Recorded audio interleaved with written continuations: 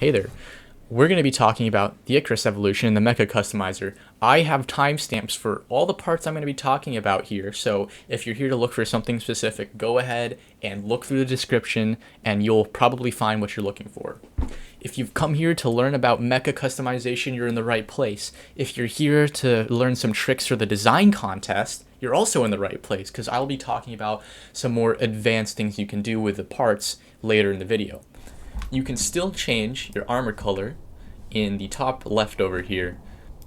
You've got specular color, which I will show you actually. This changes how shiny your mech is, and the metal specular color will do the same, but for the frame of the mech. Now, default parts, you cannot really do all that much with them. You can change their color just like you can change the color of the entire mech. However, you can choose to not inherit the color scheme, and this will allow you to custom color every single part to your liking. You can also hide these parts by clicking on the little circle on the left. Another thing to note is that the primary color piece that you're playing around with will show up as the color of the little tag on the part menu. Next, we're going to talk about the custom parts. The custom parts are a lot more complex than default parts for good reason. This is what's going to allow you to make some really cool stuff in this upcoming Mecha Contest. So first thing, this plus thing, yeah, you click on that, and now you can click on all these attachment points. And something important to know is that these attachment points will follow the animation of the mech. So these arms will swing. The sword over here, which I've attached to here, will swing with the arm. I actually attached it to the hand and it did some weird stuff that I didn't like. So I had to move it back up here, and I'll show you all that actually. So as you can see, we're over here, and the sword, it's swinging around because I've attached it to the arm. Let's say I'll put a part right here. So this is our left and knee part. And when I click on the part, there's a couple of things that show up right off the bat. So we've got 7 options here. The most simple of which is the delete armor. It just gets rid of that. I'll just talk about that one, get it out of the way, because it's simple. Okay, and now the other 6 options, going from left to right, is first the armor overview, which is basically what happens when you click on the part. It's the first thing that comes up. You can have a few options here, which is to copy it, and that's as simple as it sounds. You can just, you get to copy it. You can add a new part. You can put it right there if I want. And then I can just be like, oh, let's paste that. Oh, the difference is pretty minimal actually. Let me get a more obvious part here. And as you can see, that part went from here to here. This is a mirrored part, and this part was not really easy to make because as you can see, it doesn't look particularly voxely like this helmet here. I had to do a lot of customization to get this shape, and I didn't want to do that again. I wasn't sure if I could replicate it exactly, or if I did, it would take a long time. So I just go over here, armor overview, mirror, and boom, exact same part. That's a really good thing to know, because you might take a look at this mech and you might be like, oh my god, I have to customize the whole thing. No, you don't. You actually only have to customize one side. I actually just went up to my screen and covered it like you could see that. But yeah, just you know, take a look at half your mech, do half the side, and then mirror the whole thing, and you're gonna have both sides done. Don't try to do both sides unless you're doing asymmetrical stuff. Like for example, I wanted to do some weird stuff with the welder, so I couldn't mirror the shield onto the welder. Okay, next option would be the edit block tool. So this is where the fun begins. Editing blocks has a few different things about it that we're going to go over before we move on to the next stuff. So you click on the block shape that is in the bottom. That's how you select parts. And if you start clicking on your custom part, it will start placing things and shaping the general part that you want. Now, a couple things to note is that there are directions on the right side of the screen, but I'll go over them. So left click obviously to add a block, alt click to remove a block. You can hit Tab or R to rotate the block around, and they cycle through the different options left to right. So if you hit R and mash it and you miss the orientation you want, you can tab and go back. Then you have filling, which is used by pressing Control, and you can do entire rows like this. And something to note is if you hit Control multiple times, it will change the way it fills. Lastly, we have materials, and materials are a little complex, so they're going to get their own category here. Materials will control the texture, you can color them, and it's also going to end up controlling what the mech costs at the very end of its design. So as you can see here, this material stock and cost statistics, that's all going to reflect on how much material you use in your design. And the way to get material into the editor here is you're just going to have it in your inventory, and then you're going to press the transfer all items from inventory. So if I go to my electromagnetic matrices production and I grab like 1,000 blocks and put it in my inventory, I just press that button and there's going to be 1,000 there. Okay, so back to what we were talking about, which is materials. Materials, you can go over here and you can click on the gear, and it's going to bring up all these options. And then you're going to click on the gear again, and now you have material presets. You can't have custom materials yet, unfortunately, but you do have the default selection of pretty much most of the materials currently in the game. So the thing to look at right now is cost per block. That's going to control how much material you end up using on the apply design. But there's also durability and density, and each one has a different value for that. You can pretty much use any material for the texture, and we'll take a look at some of those textures right now actually. So this right here is carbon nanotube. So as you can see, it makes that weird kind of scratchy texture. The blue trim over here, that's unipolar magnet, and it makes kind of also that scratchy kind of texture, but it's a little different. The kind of blue neon, not the eyes and stuff, but the other things that are sticking out here, that is the electromagnetic matrices. Those are going to glow a kind of neon blue and customize your color on what you're trying to do. So after you've selected your material from over here, let's just say we'll use, I don't know, gravity matrices, right? Well, you should be able to change the color over here, but you can't with matrices. First off, you have your armor main color, and that's going to change the general appearance of how your, I suppose, material's color is going to be. Pretty obvious stuff right there. Your alpha will kind of control the texture just a little bit, actually. As you can see, it gets a little dim if I put it right in the middle here. I like using graphene because, as you can see over here, I've made it into a kind of shield because it's got these like hexagonal patterns on the graphene. Pretty good aesthetic texture for shields. And I'm kind of doing this backwards, but I'm going to edit it so it's fine. So your part mover here does exactly as it says. You can move it on the XYZ coordinates, put that wherever you want. So like, let's say, yeah, I'm way out here and I want it to be really nice and flush. Yeah, I can move it right nicely in there. Another thing you can do is you can rotate, and that will change the orientation of the part like that. And something to know is if you rotate, that's also going to end up changing your move tool's directions, because there is no global move tool yet. It's only local to the part. So unfortunately, if you do some weird rotation stuff with your part, it's going to be difficult to reposition it. And your last thing is your scale. Now, scale can be controlled manually on all cardinal directions here. So you can make it really thin. I made this sword really thin to get that kind of blade look. You can squish it really thin, but of course you need to notice here that when I squish or stretch, the texture squishes and stretches. So make sure you don't make your textures look bad by over scaling. And it won't look quite bad yet, but when we get into scaling with the advanced curving, it's gonna start looking a little funny. So advanced curving has multiple methods, and we're gonna go over all of them. I believe the most simple of these would have to be the X squeeze and Z squeeze. So X squeezing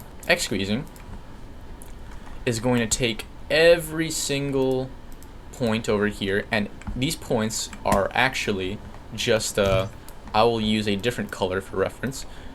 They are the individual blocks. So or maybe the intersection points. Well, the point is they're blocks. So the more blocks you add in this direction or that direction going out this way, the more of these points you're going to have.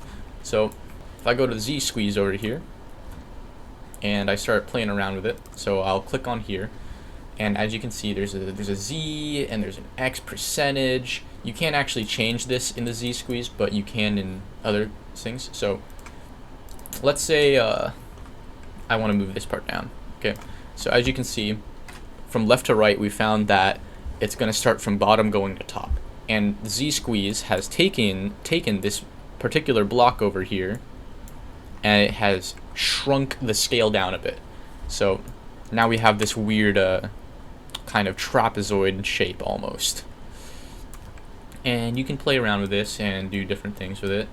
But as you can see, it's kind of just dragging these other points with them. Like, what if I don't want these 3 points over here to move when I drag this? So the way you fix that is you're gonna have to take the neighboring points over here, and you're gonna click on either this one or that one, but this one usually seems to work, and you're just gonna click that, and that locks it in place. So now you can freely move this point wherever you want it, and it won't drag the other things with it.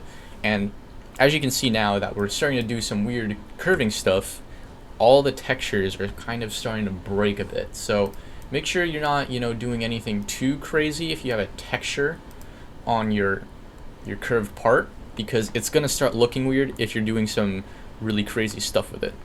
Z squeeze is similar to X squeeze, but it just goes in the other direction, like this direction right here, I believe. So if I, lock these in place, let's drag this thing down. Yeah, it squeezes it up and down. Okay, so as you can see, we're starting to make this cool little thing here. I guess we'll call it like a saw. I don't know. It kind of looks like a saw, so I'll call it a saw. And that's going to control your squeeze in that direction. And this thing will go up to 150. I forgot to mention this on the X squeeze. It goes up to 150, or it goes down all the way to 10. I'd say that Z and X squeeze are pretty situational, but they're kind of useful if you're looking for something simple to scale the parts with further than what you can do with the default scaler. Fan shaping. You have a degree orientation here, and you have your cardinal directions here. So ZX should make this thing just go full circle on itself. So now we have this kind of wheel thing, and if we go the other way around, it's going to take these parts up here and it's going to turn those into the center. But if we go this way, the parts that were up here are now on the edges. So depending on what you want to make can kind of control where you're going to have to put your parts. An example of something I've used in fan shaping is this part right here. This is like some kind of like power supply thing for the shield. I don't know. I was just playing around with the Mecha Editor.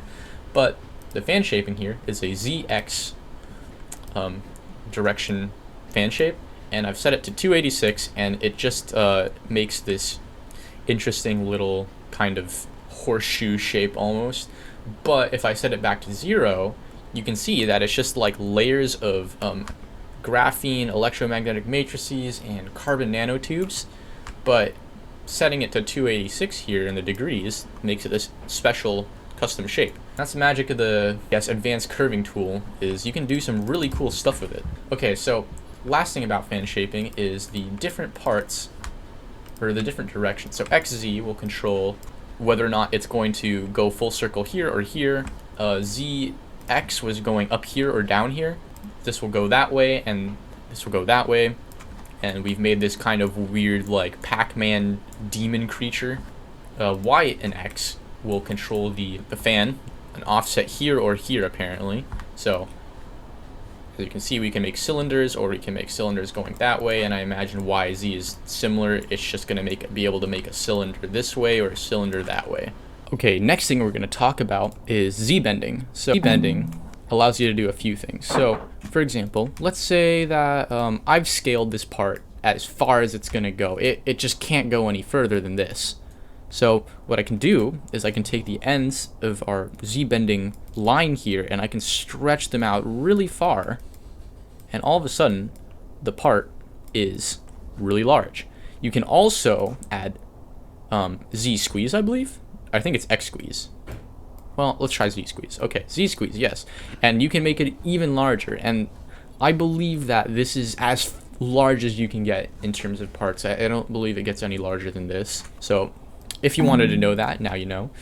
As for the Y direction, that's gonna kind of control the way your mecha part bends. So let's say I need to make like a shape for this chest chassis right here. Well, let me just start shaping something into that. And it should just about fit like that. Let's see. Oh, right, I put it down here. Well, we can use our copy tool to bring that up here. And if I add part, I'll just put it right over the core, why not? And we will do paste. Okay, as you can see, parts right here. Boom, it fits. So you can use Z-bending to shape your parts and make it basically follow the contour of your mecha, because it's kind of a pain to, manually shape something that would look like that when you could just bend a flat piece over it and it will look roughly the same. X bending, if we go over here and we stretch this out, it's gonna go sideways. So you can make something really large going sideways. If I try to shape the Y to a different coordinate, you're gonna start getting this this bend going in this direction, and that's good for, let's say you're trying to do something over here on the ribs over here, the mech, I suppose. Oops, that, and I just align it for the most part. Basically fits. So you can make parts and stuff follow the contour of the mech by doing X bending. That's pretty simplistic for part bending. And we're going to talk about just a couple more advanced things that you can do. So obviously, to make the really, really cool parts, you need to start combining Z bending, fan shaping, X squeezing, all that good stuff. So like, for example, Z and X bending is probably one you might do often. And that's just going to get this to basically,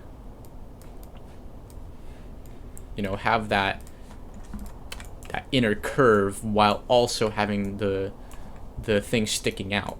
So this almost looks like a breastplate if I were to extend it out a bit. My most advanced parts on this mech would have to be the sword here and the mask.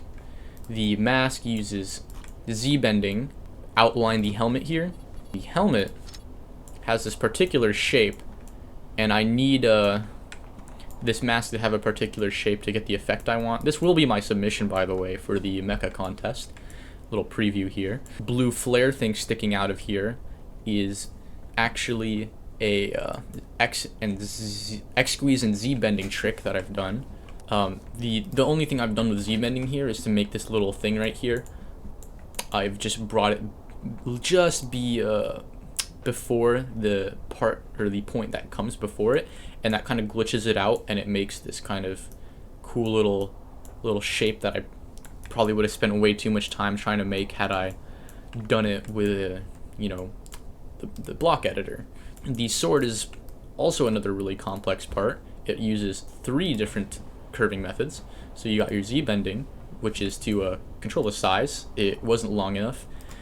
And you have X bending, which is kind of controlling the curve. I've actually curved the blade a little bit, not in this direction, but rather like the blade itself isn't completely flat. So I can, mess around with this and completely ruin it, but you'll get the point. Fan shaping is how I got this this curve right here, how it kind of curves down. I've done X and Z, which is the second option, and it just, it bends apart.